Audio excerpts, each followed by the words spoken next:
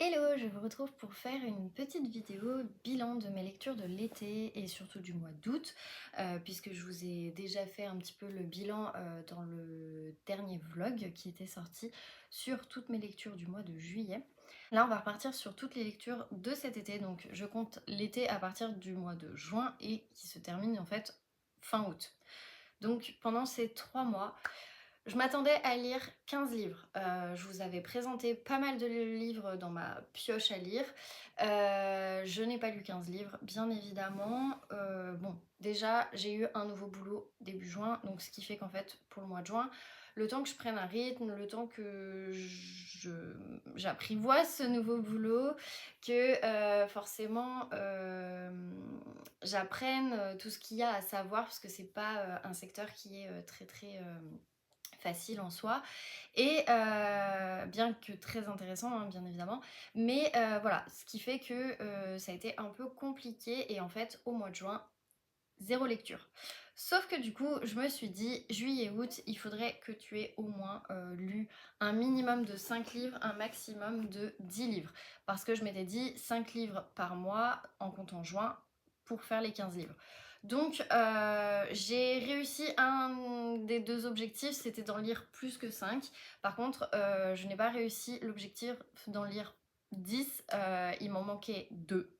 Puisque du coup j'ai lu 8 livres. Mais et c'est très important de le dire. Bon, bien évidemment, il y a eu des entrées dans ma palle, mais fin mai, ma palle était à 265 livres et fin août, ma palle est à 270 livres. Ce qui fait qu'en fait, j'en ai ajouté, puisqu'en fait, j'en ai ajouté 13, mais j'en ai lu 8, ce qui fait que, mine de rien, la palle n'a pas trop augmenté en soi. Parce que en fait, entre mai et juin, eh ben, je me suis retrouvée à 276 et ma palle n'a jamais été aussi haute que ça. Ma palle aurait pu être à 269 parce que du coup, j'ai terminé un livre hier. Sauf que euh, j'ai acheté un autre livre parce que j'ai une lecture commune demain. Donc voilà. Mais en soi, c'est pas grave. J'avais envie à la fin de l'été d'être au minimum à 270, au maximum à 265. Ce qui fait que un des deux objectifs a été atteint. Je suis au minima et en soi, je suis hyper fière de moi. Pardon. Au mois de juillet, je n'ai acheté aucun livre, donc ça c'est trop bien.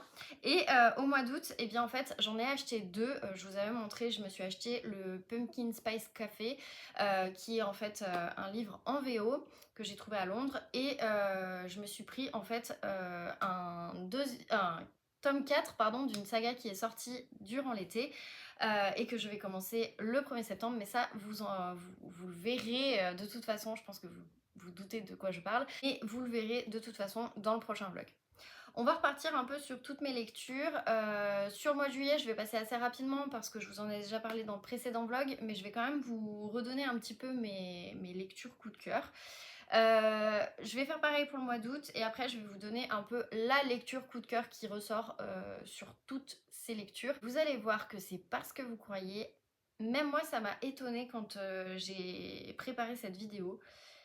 Et en soi, je suis plutôt surprise et plutôt contente de moi. Donc voilà, bref, on va commencer.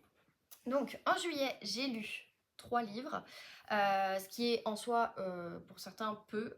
Pour moi, c'était le maximum puisque je me remettais à lire. Donc c'est déjà énorme quand le mois de juin où j'ai terminé aucun livre, bah là au moins je me remettais à lire pardon, et je trouve que c'est plutôt cool.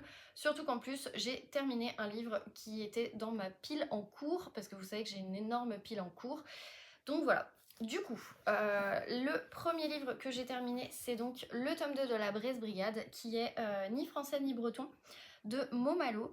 Franchement, c'est une saga de Cozy Mystery et je pense que vous avez dû voir la vidéo, sinon je vous la remets en barre d'infos. Mais c'est une saga que vraiment j'aime beaucoup. Et là, pour le coup, je trouve que c'est top parce qu'en fait, on est avec la famille Corrigan. Donc, il y a Maggie, la grand-mère, il y a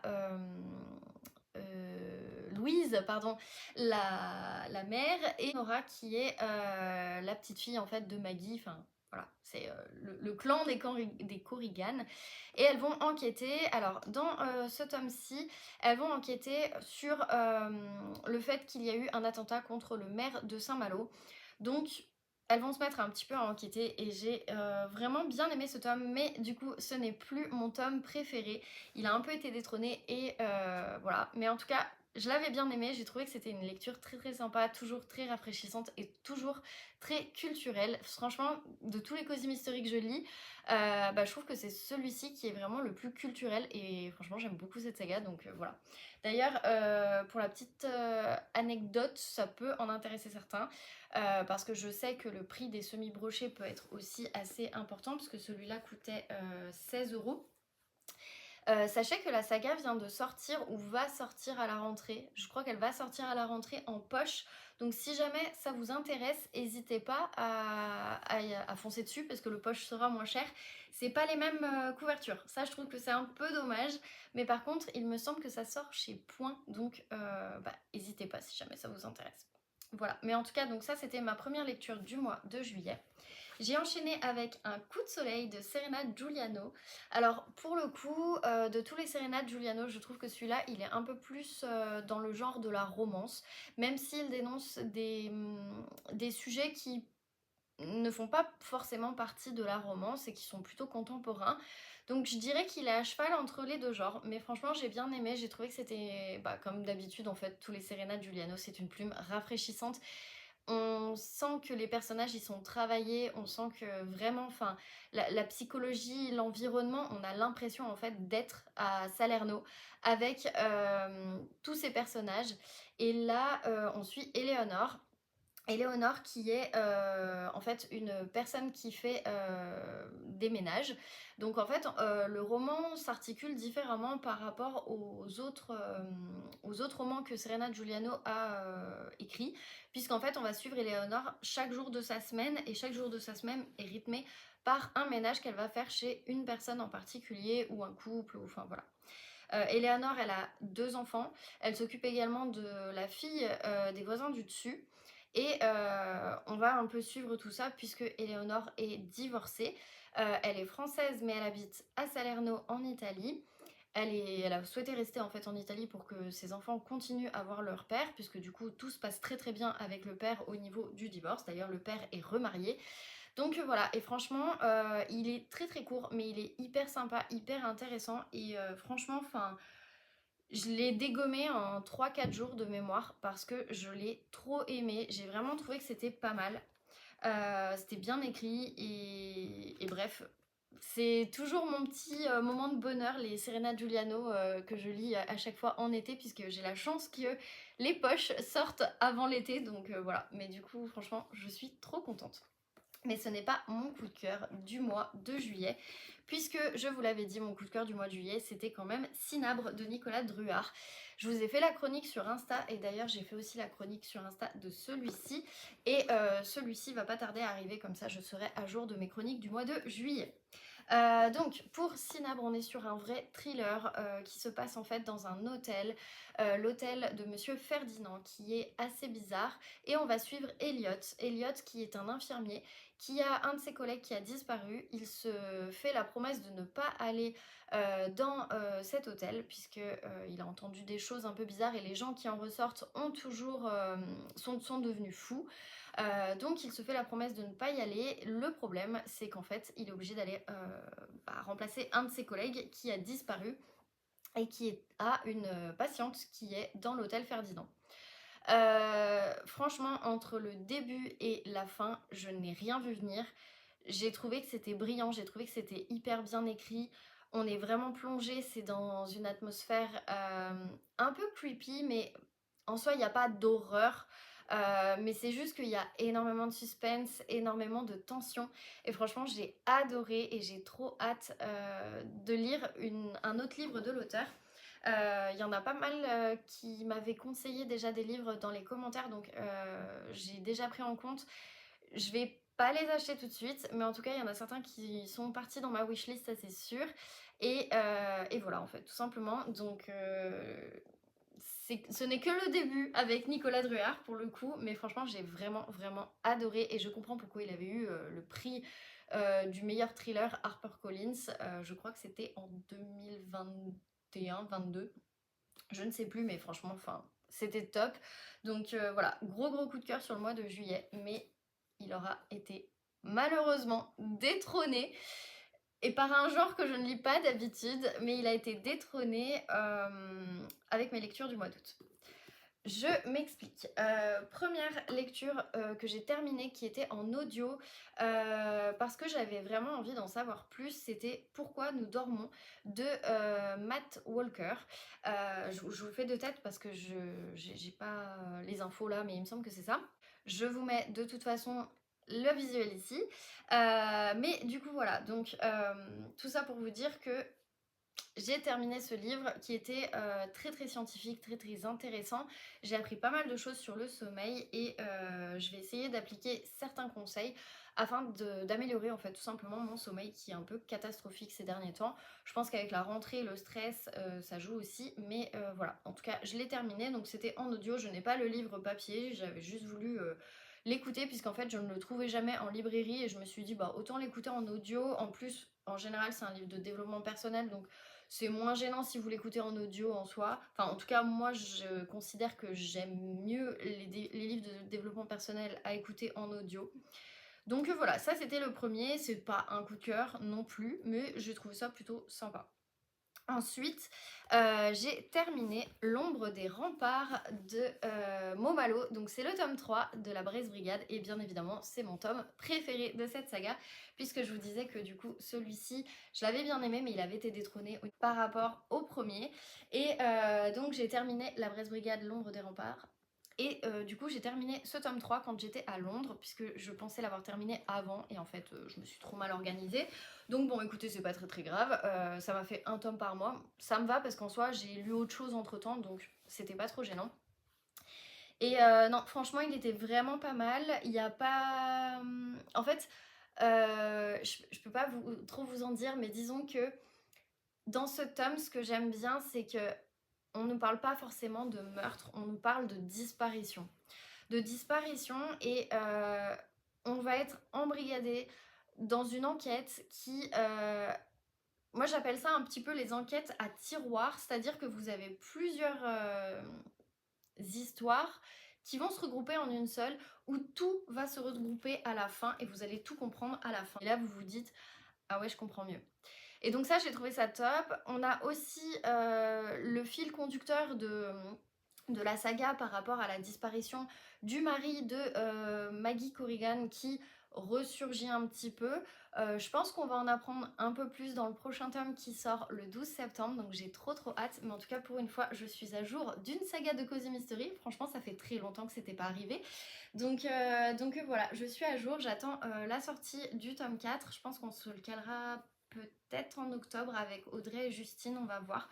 Puisque du coup les deux je les ai lus en lecture commune avec Audrey et Justine. Donc Audrey du compte Audrey RLI et Justine du compte Justine Bookin. Donc voilà, un petit peu mes comparses de lecture commune.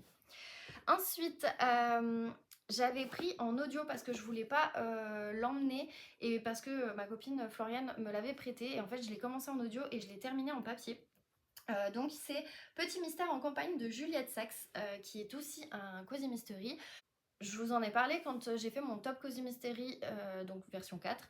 Et en fait, je vous disais que pour le moment c'était plutôt pas mal, etc. Franchement, j'ai bien aimé, j'ai trouvé qu'il y avait beaucoup d'humour dans celui-ci.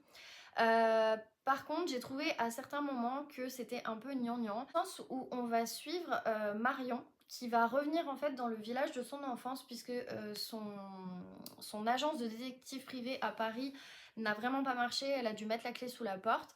Et donc du coup, elle revient dans son petit village, elle retrouve un peu des gens qu'elle a connus quand elle habitait là-bas, puisque ses parents habitaient là-bas. Je sais plus exactement où c'est... À Crouzon, voilà, donc c'est en Auvergne. Et Marion est divorcée. de Pascal et elle va avoir sa fille à charge, donc Lola. Sauf que son ex-mari, il l'a fait un peu passer pour la méchante dans l'histoire, alors qu'en fait, son ex-mari, il a retrouvé quelqu'un et il a une petite fille, et voilà. Et en fait, son ex-mari, il s'occupe pas vraiment de sa fille, ce qui fait que Marion passe pour la méchante, et en même temps, elle a emmené sa fille à la campagne, donc forcément, sa fille, bah, elle le vit pas super bien. Et en fait, dans cette histoire, vous allez suivre Marion, vis-à-vis de l'enquête, parce qu'il va y avoir plein de petits mystères qui vont arriver, des choses qui vont être dérobées dans des maisons, ce genre de choses. La fille de Marion va être accusée, donc Lola, et en fait, on va suivre donc cette partie-là avec Marion, qui va commencer à enquêter, qui va commencer à essayer de renouer un petit peu avec son passé, et on va suivre le journal intime de Lola. Le journal intime de Lola, c'était beaucoup trop gnangnan, j'ai trouvé. Malgré le fait que ça reste intéressant comme point de vue d'avoir un coup la fille, un coup la maman. Mais j'ai préféré vraiment toutes les parties sur Marion, et par contre les parties sur Lola, j'étais un peu saoulée parce que voilà, en plus, alors par contre l'autrice lisait super bien, elle arrivait bien à faire l'alternance des genres, en plus elle prenait vraiment le bon ton, le ton de l'adolescente, vous savez c'est le ton qui vous exaspère, et ben elle arrivait à le prendre, donc j'ai trouvé que c'était plutôt cool, mais par contre effectivement j'étais un peu déçue. J'ai trouvé que l'enquête se résolvait un peu trop vite et à la fois pas assez vite. Je sais pas comment dire, mais c'était un peu inattendu comme fin, mais mine de rien, on s'attendait un petit peu à ça. Par contre, au niveau du coupable, j'avais mais tout faux encore une fois. Enfin, de toute façon, j'ai pour celui-ci, j'avais faux aussi. Par contre, pour celui-ci, non, j'avais quand même. Non, j'avais faux aussi. Bref, j'avais faux de partout, de toute façon, et en soi, c'est pas plus mal. C'est pour ça que c'est pas une mauvaise lecture en soi, j'ai bien aimé. Par contre, voilà, j'avais envie de le lire et de le terminer tout simplement parce que j'ai envie de le rendre à ma copine Floriane, donc du compte Prolégomène littéraire, qui me l'a passé il y a déjà un sacré bout de temps. Je sais pas si ça fait même pas un an. Et du coup, bah voilà, il faut que je le rende en fait au bout d'un moment, c'est pas le tout d'emprunter des livres. Donc voilà, j'espère que je la verrai au prochain book club, comme ça je vais pouvoir le rendre. Et je sais pas si sur le communiqué de presse il le disait. Ouais, il est sorti le 6 avril 2023. Donc autant vous dire que voilà, moi elle a dû me le passer peut-être en juin, en juillet 2023. Donc voilà, c'est un peu trop. Donc c'est pour ça. Là, ça fait un livre en moins dans ma bibliothèque puisque je vais le rendre, et un livre en moins dans ma palle. On est bien. Et non, franchement, c'était quand même sympa. C'est pas la lecture de l'année, mais c'était plutôt sympa. J'ai bien aimé en tout cas le style de l'autrice, ça c'est sûr. Après, j'ai craqué sur ma liseuse, puisque en fait, donc je l'ai là. Hein. Enfin, c'est pas ce que je suis en train de lire, bien évidemment. Mais voilà, ma liseuse. Je vous montre pas plus, puisque la lecture en question, ce sera ma lecture de fin septembre. Donc on en reparlera. Mais sur ma Kindle, en fait, j'avais pas pris ce livre avec moi en Angleterre, et j'ai vu, parce que j'ai plein de choses sur ma Kindle à lire, et je me suis dit, est-ce que je reprends un livre que j'ai commencé et que je veux terminer, genre Hôtel Portofino, j'étais partie dessus. Et puis finalement, je me suis dit, tu sais quoi, non, j'ai pas envie de ça. J'ai envie d'un truc un peu doudou, qui change des Cozy Mystery, parce que je venais d'en enchaîner, et j'en avais enchaîné 2. J'avais pas forcément envie d'un thriller. Et j'ai vu qu'il faisait partie de l'abonnement Kindle en gratuit. Je crois que d'ailleurs c'est jusqu'à aujourd'hui, je sais pas. Bref, ceux qui ont Kindle, vous reverrez. Mais le tome 1 faisait partie de la gratuité. Enfin, de la gratuité. Qui faisait partie de l'abonnement Kindle. Parce que bon, je paye quand même l'abonnement. Mais du coup, je pouvais l'emprunter. Et en fait, il était dans ma palle. Je l'ai acheté en octobre-novembre de mémoire, donc voilà, ou en février, je sais plus. Peut-être en février. Bref, je l'ai acheté. Oui, c'était en février, je crois. Et je l'ai acheté avec mes copines Gaëlle et Lise. Et je l'avais toujours pas lu. Donc voilà. Là où c'est drôle, c'est que je l'ai acheté avec Lise et que le personnage principal s'appelle Lise. Donc c'était assez drôle aussi là-dessus. Et en fait, c'est une romance sur la F1. Donc j'ai oublié de vous dire, mais c'est One Pole de Mills Coleman. Et en fait, c'est le tome 1 de la saga Lights Out. Je lis très peu de romances, mais je pense que je vais un peu plus en lire comme ça de temps en temps, parce que franchement, j'ai adoré cette lecture. Je l'ai dévorée en 3 jours alors que j'étais à Londres, et que on a quand même visité pas mal de choses. Je pense que si vous m'avez suivi sur Instagram, vous vous en êtes douté. Mais là, vraiment, c'était oufissime à quel point j'ai adoré cette lecture. Je l'ai vraiment bouffée. Et franchement, ça faisait longtemps que ça m'était pas arrivé. Ce qui fait que c'est un peu mon coup de cœur de l'été et qui va dépasser Cinabre. Deux choses qui sont complètement différentes. Et pourtant, vous savez, je suis plus polar thriller, cozy mystery, que romance. Et bah pour le coup, cette romance, elle est passée au-dessus de tout le monde. Voilà. Donc franchement, j'ai trop aimé. J'ai trouvé ça hyper rafraîchissant. En plus, c'est une romance qui est sur la F1. C'était la trêve de la F1. J'avais vraiment l'impression, en fait, d'être dans le paddock avec les pilotes, malgré le fait que c'était pas les mêmes pilotes, c'était pas les mêmes écuries. Mais franchement, j'avais vraiment l'impression d'être dans cet univers que je commence vraiment à plus que connaître parce que je deviens vraiment plus que fan de ce sport automobile. Et voilà. Et donc, on va suivre, donc, pour l'histoire, pilote de Formule 1 dans l'écurie Dark Crown. Et Lise, elle est mécanicienne, enfin, elle est stratégiste, pardon, dans la même écurie. Ils ne se sont pas parlé depuis quelques années, puisque Lise est partie un peu du jour au lendemain quand on lui a refusé de passer professionnel en F1, puisque c'était une femme. La même écurie, les mêmes personnes pour qui elle travaille aujourd'hui. Et il se trouve qu'on va les suivre. Forcément, vous savez ce qui va arriver, c'est une romance. Mais ce que j'ai bien aimé dans cette saga, c'est qu'en fait, on n'est pas là que pour la romance et pour les scènes de fesses. Il y en a. Mais il n'y en a pas énormément, mais il y en a. J'en ai compté, je crois, il y en a 3 ou 4. Mais c'est pas non plus ce qui rythme le livre, bien au contraire. Il y a une sorte alors pas d'enquête, mais comment vous dire sans que je vous spoil. En gros, si vous voulez, on va être donc avec Lise qui va se rendre compte qu'il y a pas mal de choses qui se passent dans l'écurie et qui en fait vont pas forcément avantager Owen, bien qu'elle soit toujours fâchée avec Owen. Mais voilà, le truc en fait c'est que elle est pour le fair play dans le sport, elle est pour la justice et il se passe des choses et en fait elle va commencer un peu à enquêter, à essayer de comprendre et un peu aussi à essayer de dénoncer des choses qui sont un peu répréhensibles et qui malheureusement se passent encore de nos jours en F1.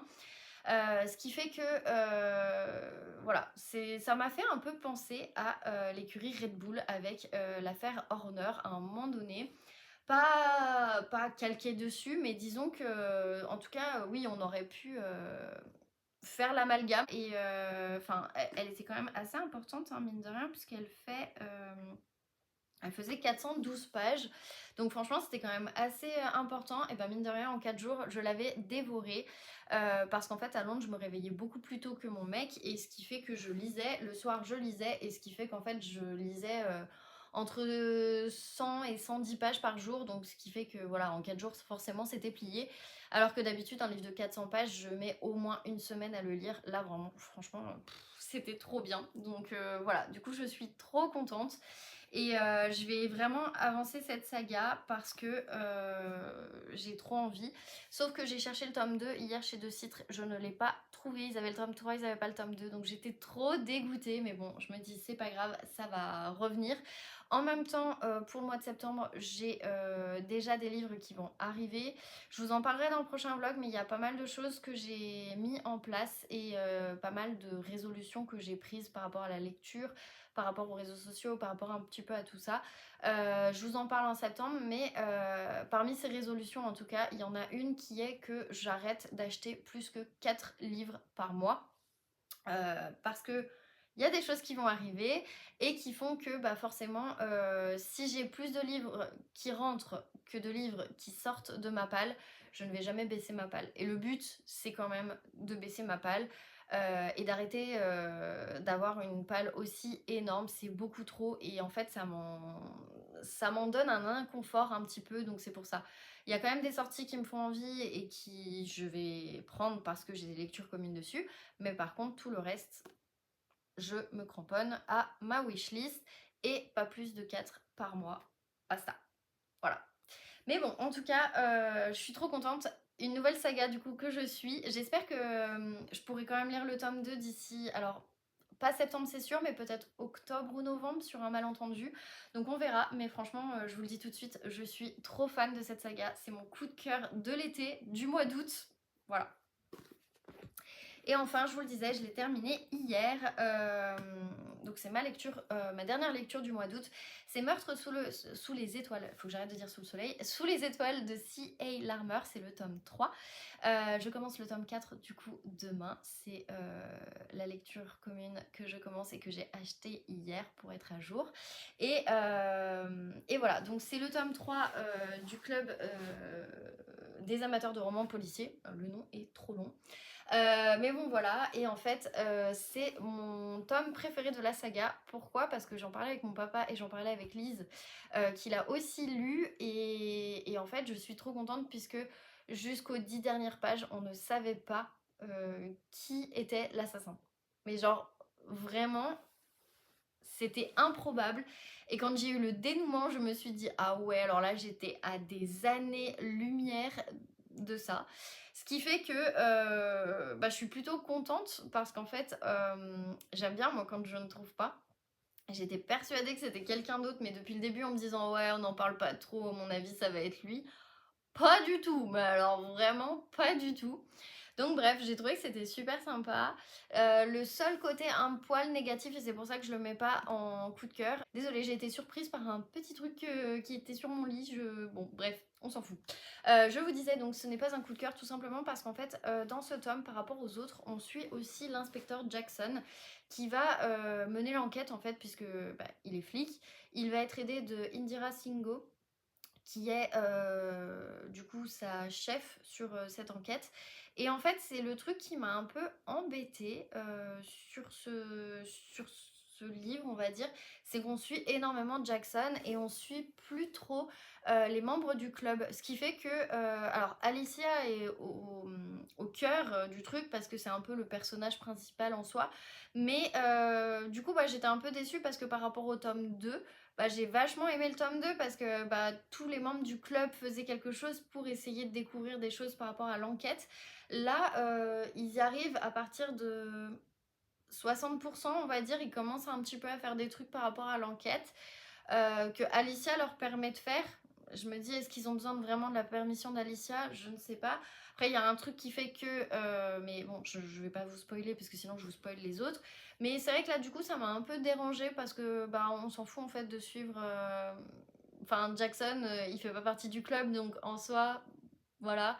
Ça m'a un peu dérangée. Mais bon, après, c'était pas gravissime non plus. Mais voilà, c'était juste ça où pour le coup j'étais un peu déçue. Après, c'était quand même sympa. Pour le coup, j'ai pas. Alors, je sais pas s'il y a un spoil, mais en tout cas, par rapport aux deux autres, il n'y a pas du tout de. Voilà ce qui s'est passé dans telle Agatha Christie. Peut-être que là, pour le coup, il y a le Agatha Christie Meurtre sous le soleil qui peut peut-être un peu vous être spoilé, mais en soi, j'ai pas trop compris moi certaines choses, donc je me dis, est-ce que j'ai été spoilée? J'ai pas l'impression. Peut-être que oui. Bon, écoutez, c'est pas grave, c'est comme ça. Mais en tout cas, voilà, sur le principe, pour le moment, non, j'ai pas senti que j'étais spoilée. Et je suis plutôt contente, donc voilà. Ce qui fait que là aussi je suis à jour, enfin je suis à jour jusqu'à demain où je commence le tome 4, mais après je serai à jour de cette saga. Donc je suis plutôt contente, donc voilà. Ce qui fait que pour le mois d'août, eh bien j'aurai terminé 5 livres avec mon livre audio. Donc c'est plutôt cool, je suis plutôt assez contente de moi. J'aime bien en fait quand je suis entre 4 et 5 livres par mois, je suis plutôt contente. Donc c'est pour ça que je vous dis, il n'y aura pas plus de 4 livres dans ma palle par mois. Parce que sinon j'arrive jamais en fait. Si j'arrive à faire 5 ou 6, c'est que vraiment je suis sur un super mois. Donc le but c'est vraiment d'essayer d'augmenter mon rythme. Pour ça je vais arrêter de lire 15 000 livres en même temps. Mais par contre voilà, je suis trop contente du fait que voilà quoi. Sur le principe, je suis contente. Et en plus de ça, j'ai avancé mes sagas de Cozy Mystery. Donc ça aussi, c'est une résolution que j'ai prise. Donc voilà, en gros. Bref, de toute façon, mes résolutions, je vous les explique dans le prochain vlog qui sort à partir du coup Pas la semaine où vous le verrez, enfin vous voyez cette vidéo, mais la semaine d'après, parce que c'est bon, les vlogs vont reprendre, mais là, ouais, je pouvais pas, c'était compliqué, j'ai essayé de reprendre un rythme vis-à-vis de mon boulot, vis-à-vis de la rentrée. Là, la semaine prochaine, je vais avoir aussi mon séminaire commercial, donc c'est vrai qu'il y a pas mal de choses. Je vais pas filmer tout le temps, mais en soi, je me dis, est-ce que j'ai besoin de filmer tous les jours pour vous faire des updates? Je ne pense pas. Donc c'est pas grave en soi, et bah c'est pas plus mal, et en fait, on profite tout autant, voilà. Et comme ça, vous aurez des vidéos moins longues. Parce que ça fait aussi partie des résolutions. Bref, j'arrête de vous parler de mes résolutions parce que sinon je vais pas y arriver. Donc voilà. Bref, ça fait un total de 8 livres lus sur tout l'été. Je suis plutôt contente, je suis plutôt fière de moi. Je trouve que c'est cool, c'est ce qu'il fallait.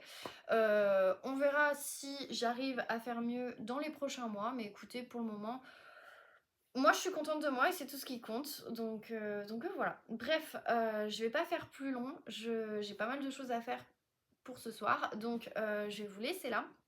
Je vous retrouve du coup la semaine prochaine puisque les vlogs reprendront. Et en attendant, n'hésitez pas, dites-moi vous combien de livres vous avez lus dans l'été. Donc quand je dis dans l'été, c'est de juin à août. Je sais qu'il y en a certains qui ont le rythme de lecture qui augmente plus l'été que le reste de l'année. Donc bah c'est pas grave en soi, hein, n'hésitez pas. Il y en a c'est carrément moins. N'hésitez pas aussi à me le dire. L'essentiel, c'est de prendre du plaisir, donc voilà. Bref, je vous laisse là. Je vous remercie en tout cas de m'avoir suivi. N'hésitez pas à mettre un commentaire du coup, à répondre à ma question. Un petit like, ça fait toujours plaisir. Et puis, on se retrouve la semaine prochaine.